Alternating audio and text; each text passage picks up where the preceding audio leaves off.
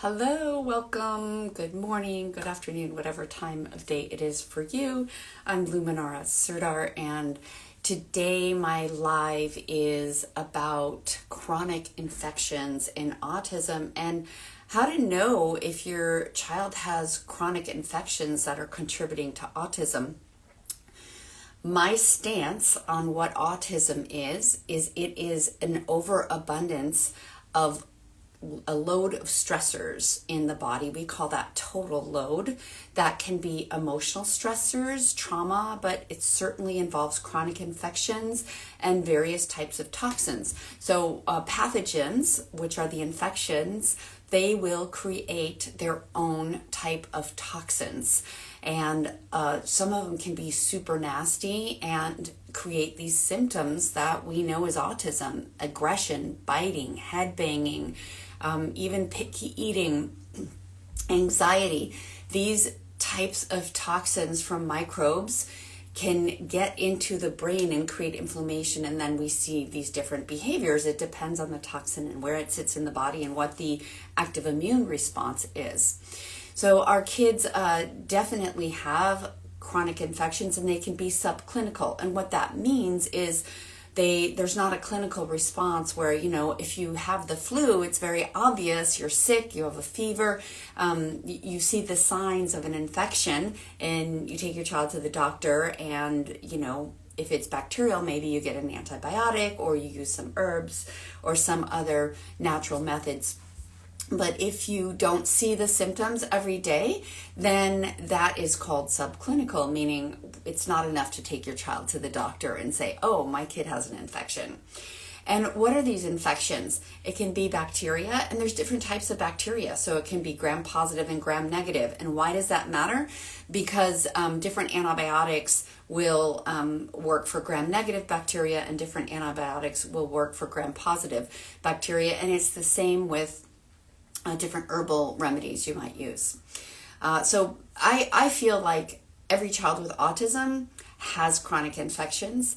They have gut dysbiosis, and what that means is they're in their gut microbiome. They have more bad bacteria than good bacteria, more bad fungus than good fungus, or yeast.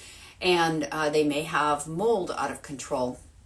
So one of the signs that your child has a chronic infection, well, certainly gut dysbiosis, brain inflammation, but also you may have heard of PANS and PANDAS, which is pediatric acute neuropsychiatric syndrome. That's PANS, and PANDAS means it just comes from strep. So what that means is your child will, like, all of a sudden have some brain issue because they have an infection, and that infection, the toxins from that infection end up in the brain, and it creates these very strange behaviors. It's kind of Jekyll and Hyde behavior, where your child was sweet and normal one day, and the next day they're like an angry monster, and they can be very violent and throwing things and very vocal and tantruming. So it's not your normal child, right? Not the child you know. And that can be a PANS PANDA situation where the brain is on fire. Literally, there is inflammation in the brain, and that comes from some type of infection. It either comes from strep infection or another infection, and that can be tested for. So why are these chronic infections sitting in our kids' bodies? I believe it is because, well, let me give the example of yeast, of candida. One of the reasons, it's part of our normal body flora, but one of the reasons candida flourishes and changes shapes and pokes holes in the gut and really rages out of control, making us crave carbohydrates and maybe have rashes. One of the reasons for this behavior of candida is because when we have heavy metals like mercury, candida says, oh, I'll help you out with that. Let me eat these mercury molecules. And so it's feeding the mercury, so it's keeping your body a little bit safer. So that can happen with other types of infections like parasites. Parasites can hold Lyme and mold and other microbes. So let's say you have a strategy to use nystatin and get rid of the yeast. Well, some of that yeast will go inside the parasites and stay safe and not be killed. And then when you're done with the nystatin, the yeast just comes right back out. Same with Lyme. You do 2 or 3 years of antibiotics. Lyme is a tough one to get rid of, and you shoot all these antibiotics at it, and then you think you're done, and you stop the antibiotics because you're feeling better, and then the Lyme comes crawling out of the parasites that it was its safety zone, its safety harbor. So a lot of these chronic infections and viruses and whatnot will sit inside the parasites safe and sound while we do whatever we do to try to get rid of them. And then when we're done with the antibiotics or the antifungals or whatever we're using, they come back out and flourish. And they flourish because there's still a toxic environment. There are still toxins, which are these microbes' favorite foods. So if your child has autism, you want to get them checked for chronic infections. Sometimes you can test for antibodies. Sometimes there's very specific tests like for pandas. And you want to know what's in there so that we can help resolve that issue. And what I recommend more than, the antibody tests, or, you can do blood tests where you find the titers of different viruses and stuff. You can do those tests, and they're very valuable to find out what's going on. And what else you need to do is find out what are the toxins that are feeding that. So the types of tests that I do to find out what's in a child's body, I do heavy metal testing, and you can do hair, urine, or blood. There's advantages and disadvantages to each of those. If you do a hair test, a hair mineral test, you're only testing what's been in the body, actually what's been excreted from the body in the last 3 months. If you do a blood test, you're measuring what is currently circulating in the body as far as heavy metals. And our body mostly stores heavy metals in fatty tissues like brain and fat cells. So it's not very accurate. And then if you do a urine test for metals, what you're measuring is what is actively being excreted. So this is a valid measurement, but if the body is not very good at detoxifying, you're not going to get a true reflection of the amount of heavy metals in there. There are provoked heavy metal tests, which means you take a compound, usually DMPS, EDTA, some other thing that provokes a heavy metal to be released from the tissues, and so it will go out in the urine. With these provoked urine tests, you might also have a detox reaction. So when we're moving metals around the body, it's not always comfortable for the body. But these are the types of heavy metal tests. There are also tests that will test urine for environmental chemicals, like different compounds in paint, pesticides and herbicides, and different plastic compounds. There's also tests for the forever chemicals, the PFOAs. So there are different diagnostic tests using a urine sample that you can test what's coming out of my child. Now, these tests are only going to accurately reflect what your child is eliminating in that day, in that urine sample. So if your child is loaded with toxins and storing them in the body because the detox mechanisms aren't working very well, you're going to see an initial number on a test, and then if you work on a protocol, you're going to see even a higher number. So let's say you do a mold test, and there's mold tests that we look at mold toxins coming out in the urine. What's out in that test? So we might see ochratoxin and gliotoxin, and there's many different mold toxins. What we see in initial test, and then let's say we do a mold protocol to get mold out of the body, mold toxins, we may see a really huge rise in that number, which is a good sign because it tells us in the beginning the body wasn't eliminating, and maybe 6 months later you do the test and it's a huge number. The body is eliminating toxins, and it's a process to be able to do that. So just to review what I've said so far, the chronic infections your child likely has are fueled by a toxic environment, and they're really there to help us deal with these toxins, but they create their own problems. Mold toxins, I have found mold toxins can come from the house, from a wet wall that's been water damaged, or from around the sink, or around pipes where there's wetness. And mold can also colonize in the body and produce toxins from within the body. I found both of those situations. And mold toxins can really mess up a lot of biochemistry, so it makes it worse for us to detoxify. And some of the signs that your child has a chronic infection, toe walking can be one of them, laughing for apparently no reason, anger, biting, aggression, self-injurious behaviors, rocking. These can all be related to the toxicity of an underlying infection. And so, and more, anxiety and meltdowns. And anytime our child is just so overwhelmed from the inside, it's harder to interact with the outside. And that's what we see with autism. And if a child is doing this with their fingers, where they're like looking, stimming on fingers, or looking out of the corners of the eyes, these are all indications that there's just a high level of toxicity, and possibly, most likely, chronic infections that are there to help us deal with the toxicity. One of the things your doctor might look for is Clostridia. If your child has a lot of diarrhea and gut issues, Clostridia difficile is a well-known one that is, creates a lot of problems with the gut. And a lot of people may get from water sources. Blastocystis hominis, that is a type of parasite that has been found in water supplies, in tap water. And so these things, we need to have a structured approach in eliminating them. We don't want to blast them with a bunch of antibiotics and other herbals unless we have binders on board, which are going to soak up the toxins that when we blow up the microbes, right, we're going to burst them inside the body. They're going to release even more toxins, and they're already doing that in the body. So we want to always have binders to bind up these toxins.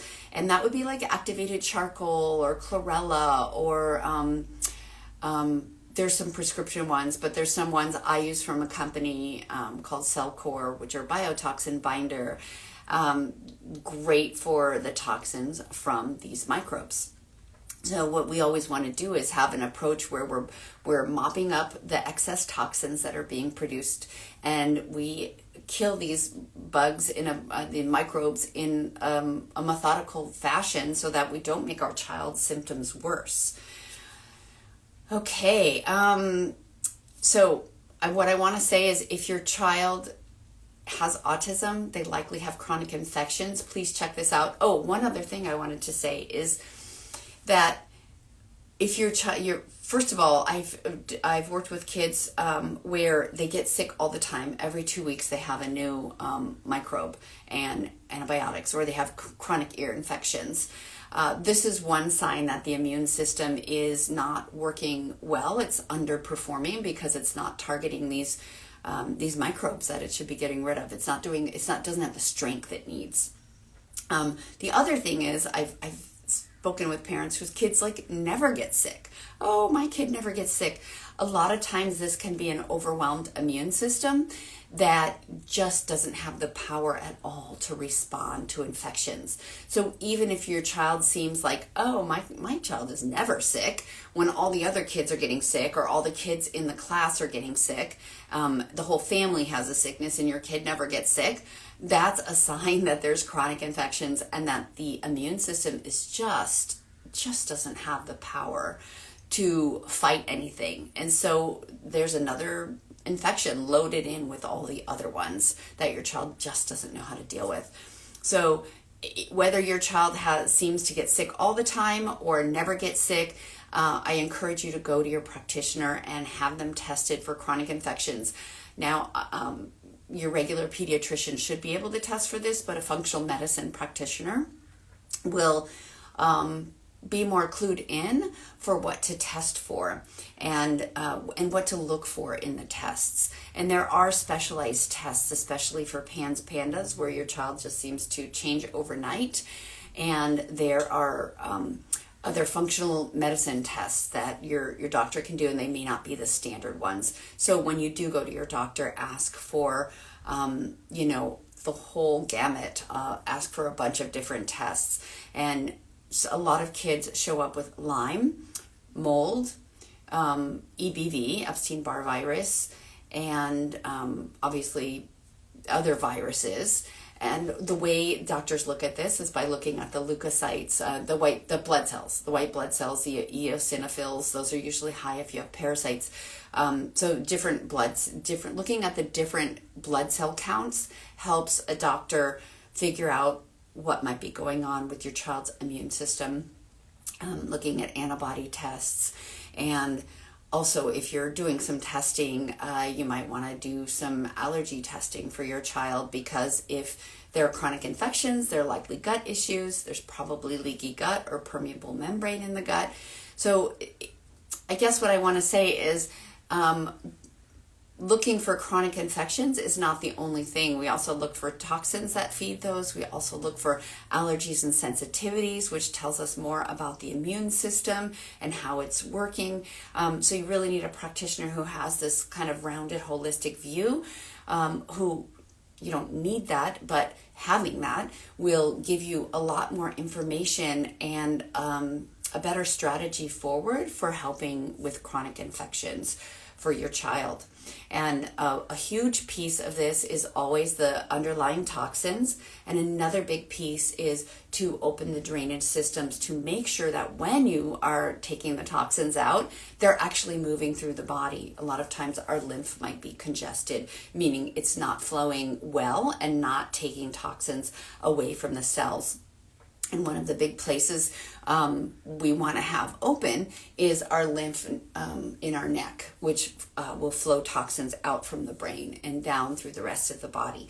And this is what I always do in my program and in when I'm helping clients, because I feel like drainage, most doctors and most practitioners, even functional medicine practitioners, miss the drainage piece, opening up the lymph and opening up the liver, and allowing these toxins to get from one place, like in the head, down through the body into the liver and out through the bowels and out through the kidneys.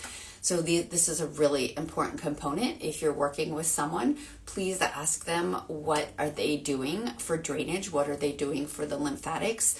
How are you helping my child's liver? How are you helping with detoxification? Most people know how to do that, helping with liver detoxification, but a lot of people don't know how to help with the rest of the body and detoxification. So if your child gets worse when you're doing detoxification, if your child gets worse when you start using antibiotics or nystatin, something to kill yeast or bacteria or parasites, it's a sign, 1, that their drainage isn't open, 2, that you might be going too fast, and 3, that you're not using enough binders. So these are some keys that you want to make sure you're implementing with whoever you're working with to help your child with chronic infections, toxicity, and helping them to shift the behaviors of autism. Just curious if there are any questions anyone wants to ask. Now's the time. I see people on, but I don't see questions. So I'll just do a quick recap while I'm waiting for that. If anyone has anything, your child likely has chronic infections. They're fed by toxins. You need to take a structured approach, a methodical approach to eliminating the infections. And once we reduce those and we reduce the toxins, I always see like new words, more eye contact, less stimming, less aggression, less anxiety. I see kids kind of come out of their own world and really start participating and playing with siblings and being a part of the family again. All right, well, thanks everyone for being here. We'll post this as a reel so you can get more information and watch this again and again. And we'll have some links with the reel. So thank you for being here. I'll be here, I think, not next week because it's Christmas, but I'll be here back after Christmas, Thursdays at 9 a.m. Pacific and 12 p.m. Eastern. Take care, everyone. Happy holidays.